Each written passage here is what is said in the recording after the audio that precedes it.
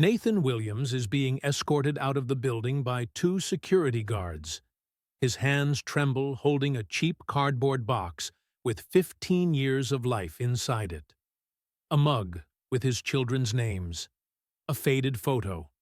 An Employee of the Month certificate that he won 8 times in a row. Manager Robert Kim's voice still echoes behind him. "You had your chance, Nathan. You're fired. Effective immediately." 15 years of impeccable work, erased in 10 minutes. You can perceive that there exists a type of destruction that happens in silence, without screams, without drama. Just a cardboard box and a door closing forever. But to understand how a 47-year-old janitor lost everything he had in a matter of minutes, we need to go back 8 hours. To a Tuesday night, to a 10-second decision that would change everything. 8 hours earlier, at 11 o'clock that Tuesday night, Nathan Williams was doing exactly what he had been doing for 15 years. Working. The night shift at the ETTE luxury commercial building in San Francisco's financial district was his. It always was. He knew every inch of that place, every difficult stain to remove, every corner that the other janitors ignored, but that he never ignored. Nathan was 47 years old, but looked 55. Heavy work does that. 2 decades cleaning offices of people who earn in one day what he earns in 1 year. But he never complained. He wasn't the type who complains. He was the type who works. Single father of 2 children. Sophie, 12 years old, with that smile that melted any bad mood. Jake, 9 years old, obsessed with dinosaurs and with asking questions that Nathan didn't always know how to answer. Their mother? She left when Jake was 6 months old. Said she wasn't born for that life. Nathan never heard from her again. Since then, it was just the 3 of them. Nathan worked the night shift because it paid 12% more. 12%, that made the difference between pasta with sauce or pasta with meatballs. Between problematic public school or private school with partial scholarship that he completed from his own pocket. 15 years at the same job. Never missed a day. Not even when Sophie broke her arm and he spent the entire night at the hospital. Not even when Jake had pneumonia and stayed 3 days hospitalized. Nathan always found a way. Always showed up. Because that's what real men do. They show up. And he had a dream. A small dream, but his own. He wanted to open his own cleaning business. Nothing big, just something of his own.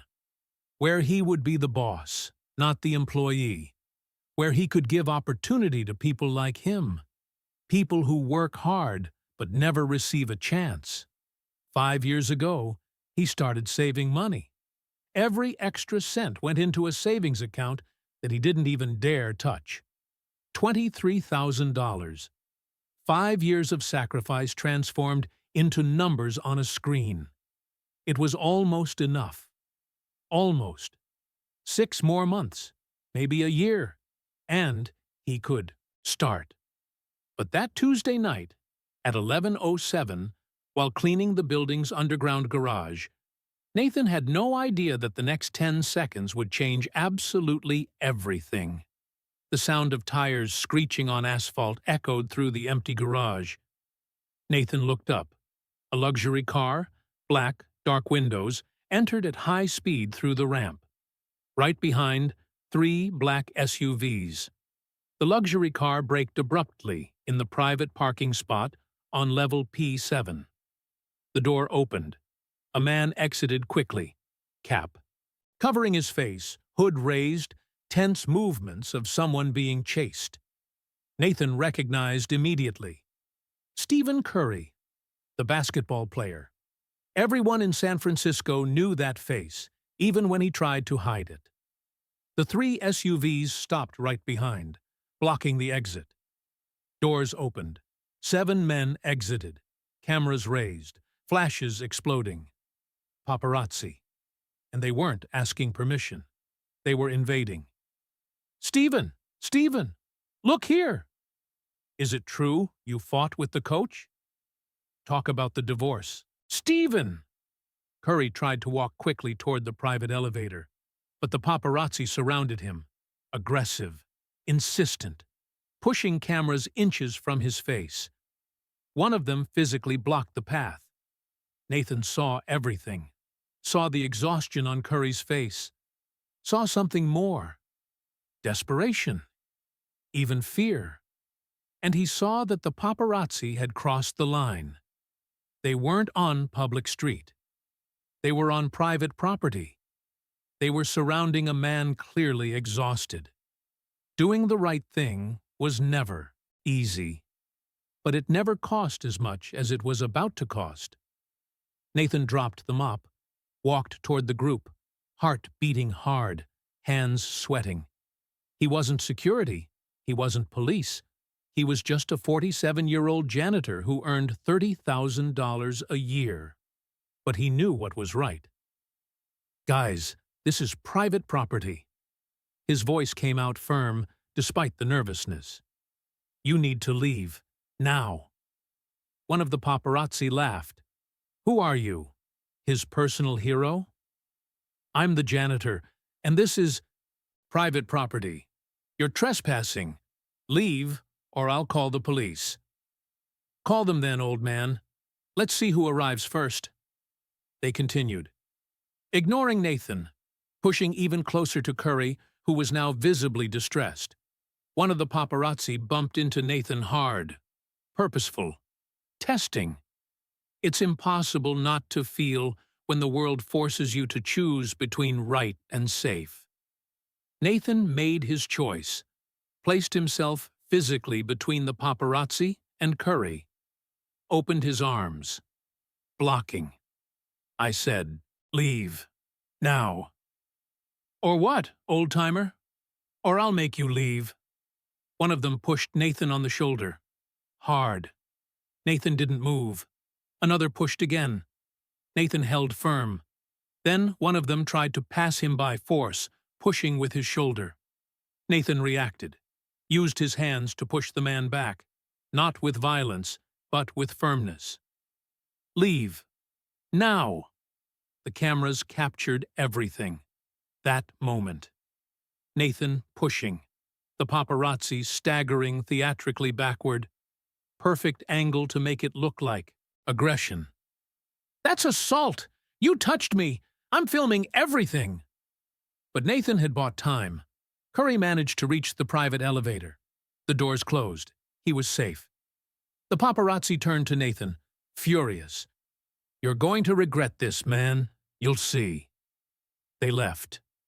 But Nathan knew by the way they filmed, by the malicious smile of one of them, knew that this wasn't over. 7 hours later, at 6 in the morning, when Nathan was leaving work to go home, his cell phone started, exploding. Messages, calls, non-stop notifications. He opened his cell phone. First thing he saw, viral video on Twitter, 5 million views. The title, "Janitor Assaults Paparazzi Defending Stephen Curry. Gratuitous Violence?" The video showed Nathan pushing, cut to look like aggression, without context, without showing the provocations, without showing the invasion, just Nathan looking violent. At 8 in the morning, the phone rang. Office number. "Nathan, I need you to come here, immediately, before your next shift." At 9:15, Nathan was sitting in front of Robert Kim, operations manager, a man in an expensive suit who barely looked employees in the eyes. "I saw the video, Nathan." "Sir, let me explain. They invaded." "You put your hands on visitors." "They weren't visitors. They invaded private property. They were harassing." "You should have called security." "There wasn't time. He was being—" "Nathan." Robert's voice was cold as ice. "The company cannot be associated with violence. You understand that? That video has millions of views, with the company logo on your uniform. I was protecting. You were creating a problem that's now mine. I've already received 3 calls from lawyers this morning. 3. Sir, please. I have 2 children. 15 years here. Never. And that's why I'm being generous. I won't sue you. But you're fired. Effective immediately. Gather your belongings. How much is your integrity worth when it can destroy your family? Nathan tried to speak, but there were no words. Robert was already typing on the computer, had already decided. To him, Nathan was just a number, a problem to be eliminated. Security will escort you to the exit. Good luck, Nathan. And that was it. 15 years erased in 10 minutes. Nathan grabbed the cardboard box, put his things inside. The photo of his children, the mug, the certificate. 15 years fitting in a box that barely weighed 3 kilograms. Security. Guards escorted him, as if he were a criminal. As if 15 years of loyalty meant nothing. He passed through reception. People who had worked with him for years averted their gaze, with shame, or with fear of being next. On the sidewalk, holding the box, Nathan felt his phone vibrate. Children's school, overdue tuition charge, $450 that was due yesterday. He had planned to pay with this week's salary. Salary that wouldn't come anymore. He looked at the building. 15 years of life. Now just a closed door.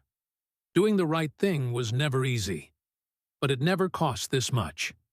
Nathan went home. It was 11 in the morning on a Wednesday. The children were still at school. The empty house received him with silence. Heavy silence. Silence that screams.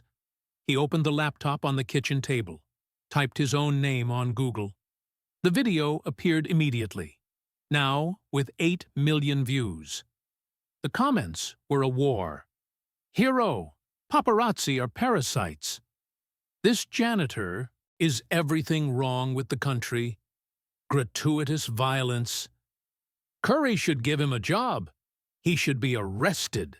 70% defending, 30% attacking, but none offering employment. Nathan started sending resumes, 47 that first day. Every company he applied to did the same thing, searched his name on Google. First result, the video. Violent janitor. 0 responses, 0 calls, 0 hope. The next day, Thursday, Nathan tried differently. Went in person. Hotels, shopping centers, offices, delivered printed resume, talked face-to-face, smiled, explained. Oh yes, I saw the video. You're the guy. Look, you seem too intense for our environment. Sorry, but we can't risk legal problems. I'd love to help, but our HR policy is clear about history of violence. History of violence. He had defended a man being harassed. Now he had a history of violence. Nathan returned home at 5 in the afternoon, without a job, without prospects, with $23,000 that suddenly didn't seem like that much. Rent, $2,800, due Monday. Children's school, $450 each, $900 total. Electricity, water, internet, phone, $800. Food, $500 per month. $23,000 that seemed like a fortune yesterday now seemed like an expiration date of 6 months. If he was lucky. If no emergency happened. Sophie and Jake arrived from school at 6. Nathan prepared dinner. Pasta. Always pasta when the month was tight. Except now every month would be tight. Dad, why are you home? Sophie asked, suspicious. She was 12 years old, but was smart. Saw things. Oh, they changed my schedule. I'm going to start a different shift next week. That's great. Will you be able to have dinner with us more often? Nathan smiled, lie burning in his throat. Yeah, sweetheart, I will. Jake was in his own world, playing with plastic dinosaurs. Dad, did you know that the T-Rex had a brain the size of a banana? Didn't know that, champ. How interesting. Do you think dinosaurs did the right thing? Like, they ate other dinosaurs, but they needed to eat, right? So, was it right? The innocence of the question pierced Nathan. I think so, Jake. They did what they needed to survive. Do you always do the right thing, Dad? Nathan stopped chewing, looked at his son. 9 years old. Pure eyes. Absolute trust. I try, son. I always try. That night, after the children fell, asleep, Nathan sat in the kitchen. 3 in the morning. Cruel insomnia. He opened the bank account on his cell phone. 23,000. 5 years of sacrifice looking at him from the cold screen.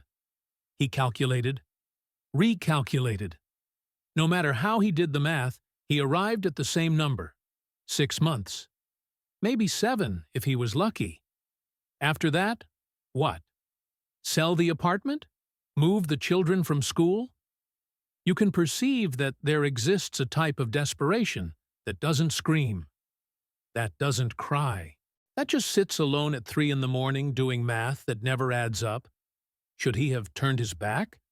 Let Curry defend himself? Kept the job? No. He knew the answer. He did the right thing. But why did doing the right thing have to cost so much? The cell phone vibrated on the table. 3:17 in the morning. Unknown number. Nathan ignored it. Probably telemarketing. Or worse, collection agency. It vibrated again. Same number. And again. Insistent. Nathan answered, irritated. Hello? Nathan Williams? Female voice, professional but kind. Who is this? My name is Amanda Foster. I'm Stephen Curry's personal assistant. We need to talk. It's urgent. Nathan sat upright. Heart raced. How did you get my number? Mr. Curry has been trying to contact you for 3 days. Has had our team searching everywhere. Can you be at his office tomorrow at 9 in the morning? I have a job interview scheduled. Lie. But he had too much pride to admit he had nothing. Please, Mr. Williams, it's very important. Stephen insists on thanking you personally for what you did. You don't need to thank me. I just did what anyone should do. We know. Her voice was soft now, almost emotional. That's exactly why he wants to talk. Please, tomorrow, 9 in the morning. I'll send you the address by message. Stephen really insists. Nathan wanted to refuse, pride screaming to say no, but something in her voice, something genuine. Okay, I'll be there. Thank you, Mr. Williams. See you tomorrow. She hung up. Nathan stared at the phone. 3:23 in the morning. A call that didn't make sense. Why did Stephen Curry want to thank him personally? Why at 9 in the morning on a Saturday? And more importantly, what else could he lose? The message arrived. Address in upscale area of San Francisco. Private office. Ask for Amanda at reception. He's waiting for you. Nathan didn't sleep the rest of the night. Just sat in the kitchen, looking at that message, trying to understand what was happening. Doing the right thing cost everything. But could it be worth it? Saturday, 8:30 in the morning. Nathan didn't have a car. Sold it 2 days ago. Needed the money. Took the bus. 3 different lines. An hour-and-a-half trip to the address Amanda sent. The building was intimidating. All glass, steel, modernity that screamed money. Nathan was in jeans and polo shirt, the most presentable clothes he had. Even so, He felt small. He entered. Reception was more beautiful than any place where he had ever worked. Marble floor. Plants that probably cost more than his rent. "Can I help you?" Receptionist smiling. Professional. "Nathan Williams. I have a meeting with Stephen Curry." She checked the computer. Smiled more. "Oh yes, Mr. Williams. Amanda is waiting for you. You can go up to the 10th floor. She'll receive you at the elevator." 10th floor. Last floor. Nathan entered the elevator. Mirrors everywhere. He saw his reflection. 47-year-old man looking 55? Tired? Defeated? Why would someone like Stephen Curry want to see someone like him? Doors opened. Amanda was there. Woman about 35 years old, elegant, genuine smile. "Mr. Williams, thank you for coming. Seriously, Stephen is really anxious to meet you." She guided him through silent hallway, stopped in front of an expensive wooden door, knocked softly. "Come in." Male voice from inside. Amanda opened the door. "He's here." Nathan entered. And there was Stephen Curry, in person, without cap, without hood. Just a man sitting behind a simple desk in an office that had nothing ostentatious. Almost modest. Curry got up immediately, walked to Nathan, extended his hand. "Nathan, finally. Man, I don't even know where to start. Sit, please." They sat. Nathan in the armchair in front of the desk. Curry in the chair beside, not behind the desk. Like equals, not like boss and subordinate. Silence for a few seconds. Curry visibly emotional, choosing words. "I saw the video," he began. "I saw what they did to you, and I haven't been able to sleep since then." Nathan didn't know what to say. "You lost your job," Curry continued, "for protecting me. You don't even know me. I'm just a stranger. But you put your body between me and those guys? Why?" Nathan swallowed hard. "Because it was right." "Right," Curry repeated, almost to himself. 15 years of employment destroyed, your reputation tarnished, your family at risk, all because it was right. "It's not about you being famous," Nathan said quietly. "It's about them invading private property, harassing, being aggressive. Any person deserves to be treated with dignity. You, me, anyone." Curry wiped his eyes, was crying. "Do you know where I was coming from that night?" Nathan shook his head. "Children's hospital, visiting a fan, 14-year-old boy, terminal cancer. Last wish was to meet me. I spent 3 hours with him. We played video games, talked about basketball. I gave him my autographed shirt." Curry's voice broke. "When I left, he was sleeping. His mother hugged me, crying, saying thank you. I cried the entire car ride back, 3 hours crying. And when I arrive, those guys were waiting for me. 15 of them. 3 cars full. 7 managed to follow me inside the garage, not just taking photos, screaming, provoking, wanting to catch me in a vulnerable moment, wanting photo of me crying to sell sensationalist headline." He looked at Nathan. "I was finished. Emotionally, physically, mentally finished. And they didn't care. I wasn't human to them, just product. And then you appeared. It's impossible not to feel when someone sees you as human for the first time in a long time." "You were the only person," Curry said, "who cared about me as a person. Not as a celebrity, not as an opportunity, as human. And that's worth more than anything." Nathan didn't know what to answer. Curry grabbed an envelope from the desk, placed it in front of Nathan. "Open it." Nathan opened it. Inside, a check. $100,000. The world stopped. Nathan started, hands trembling. I can't accept this. Why? Because it wasn't for money. Nathan pushed the envelope back. It was because it was right. If I accept now, it becomes a transaction. And it wasn't that. It wasn't about money. Curry looked at Nathan for a long time, then smiled wide.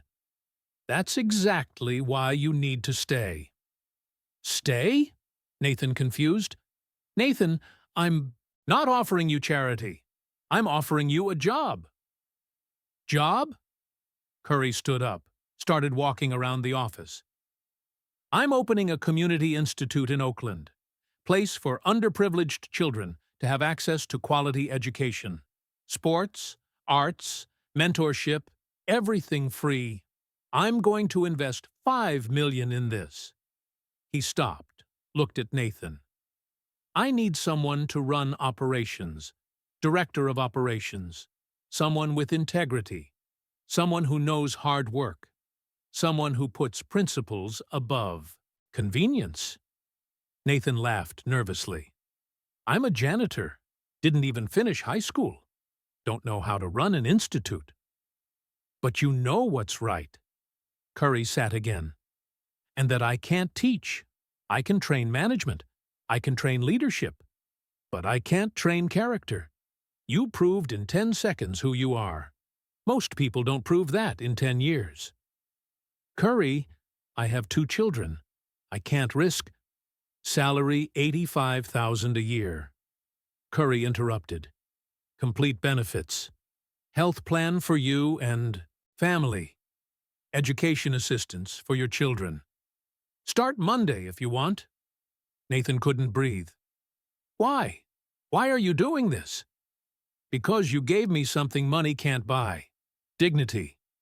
In a moment when I needed it most. Let me return the favor. What's most impressive isn't how much someone spends on you, but how much someone values something you did without expecting anything in return. So? Curry asked. Do you accept?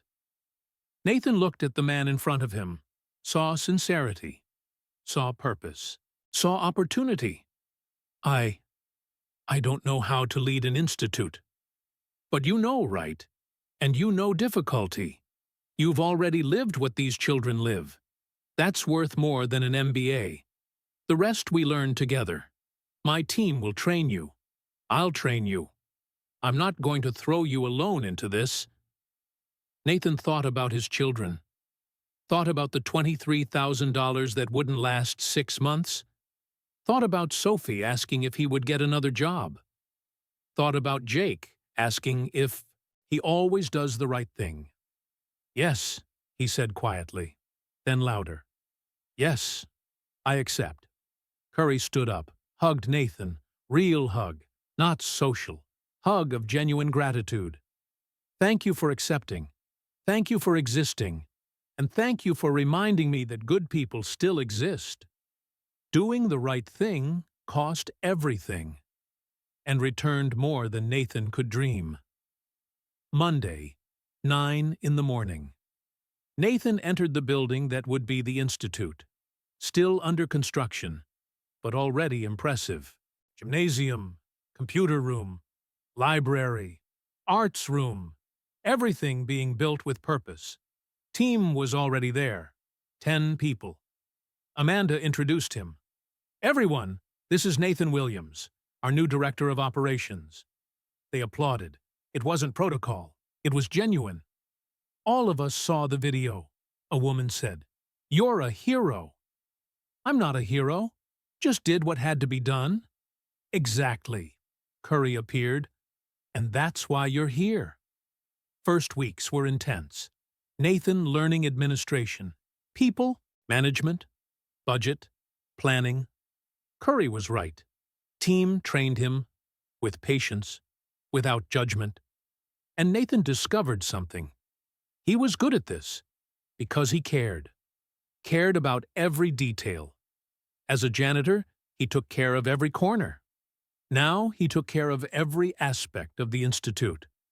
First real challenge. Hire janitor for institute. Nathan laughed when he saw the position. Amanda, Let me handle this. He posted an ad, not on corporate site, in unemployed people's Facebook group. Looking for janitor with integrity. Experience less important than character. 100 responses in 2 days. Nathan read all of them, chose Tyler Brooks, single father of 3 children, lost job in pandemic, trying to rebuild life. In the interview, Nathan asked, "Why do you want this position?" Tyler looked around. "Because I need to work, but also because this place matters. It's going to help children. I want to be part of that." Nathan smiled. "You're hired." "Seriously? But you didn't ask about references, experience?" "Don't need to. Saw what I needed to see. Welcome. Here, doing the right thing is a requirement, not a risk." Nathan's story leaked to media 3 weeks later, but now with complete context. Not edited video. Real story. Janitor who lost job protecting Stephen Curry becomes director of Community Institute. Original video gained new meaning. Now 50 million views. Comments transformed. 95% positive. Companies that refused Nathan apologized. Offered employment. Too late. Robert Kim, former boss, called. "Nathan, I made a mistake. I'd like to talk about—" "Robert," Nathan interrupted. "You fired me when I needed it most. Treated me like a number, like a problem. But you know something? Thank you." "Thank you?" "Yes. Because you taught me that integrity matters more than security. That doing right is worth more than keeping wrong job. So, thank you. But no, I'm not interested in talking." Hung up. First time in his life he hung up phone on someone. Felt good. 6 months later, institute operating at full steam. 200 children enrolled, all from low-income families, all with access to education they would never have. Sophie and Jake transferred to better private school, full scholarship from institute as benefit. Sophie loving art classes. Jake obsessed with science club. Nathan's bank account, $45,000. More than doubled in 6 months. But more important, sleeping in peace. On a spring afternoon, Curry visited the institute, talked with children, played basketball. At the end, sat with Nathan in the office. "Good thing you were there that night," Curry said. "Good thing you saw me," Nathan responded. "Everyone saw you, Nathan. You just didn't know. 5 million people saw. But it didn't matter to you. You didn't do it to be seen. Did it because it was right." "You know what I learned?" Nathan said. "Doing right sometimes costs everything. But eventually, always eventually, the universe balances the account. It may take time, it may hurt, but it balances." A child knocked on the door. "Mr. Nathan?" Integrity class started. "Coming." Nathan stood up. "Come with me?" They went to the classroom. 20 children sitting. Nathan in front. "Good morning, everyone. Today we're going to talk about doing right when nobody is watching." A 10-year-old girl raised her hand. "Mr. Nathan, is it worth doing right even when it hurts? Even when you lose things?" Nathan looked at her, saw purity, saw future, saw why he was there. "Let me tell you a story," he said, "about a Tuesday night, about 10 seconds that changed everything, and about how sometimes losing everything is the only way to gain what really matters."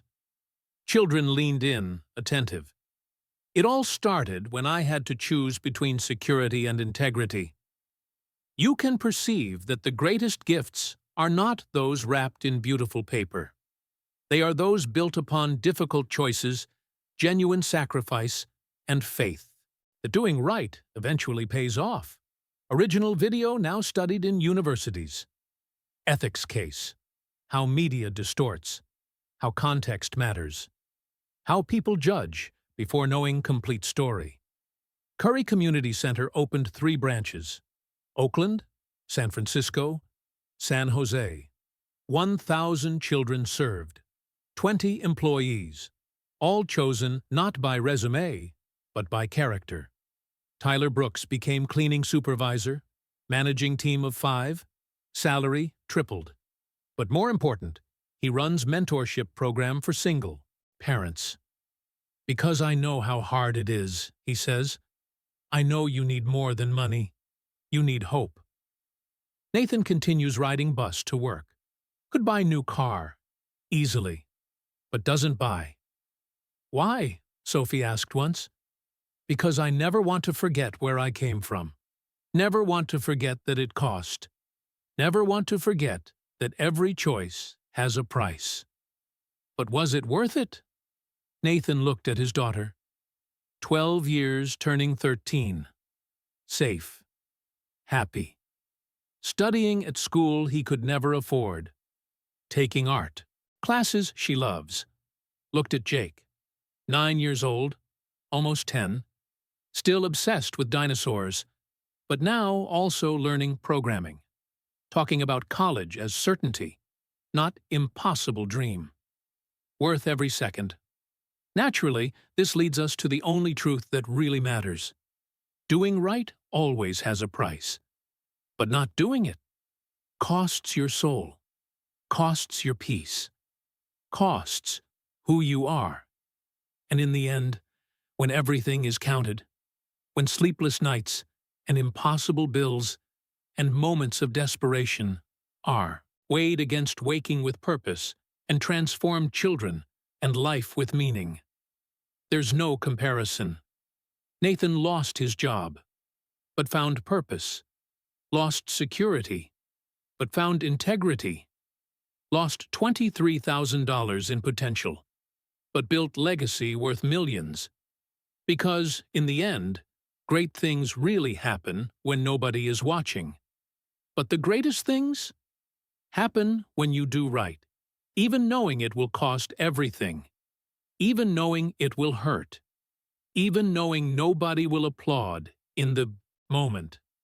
Because the applause isn't for now, it's for later, for when children grow up, for when lives change, for when you can sleep in peace knowing that, when you were tested, when you were forced to choose between right and easy, you chose right. And that, in the end, is everything.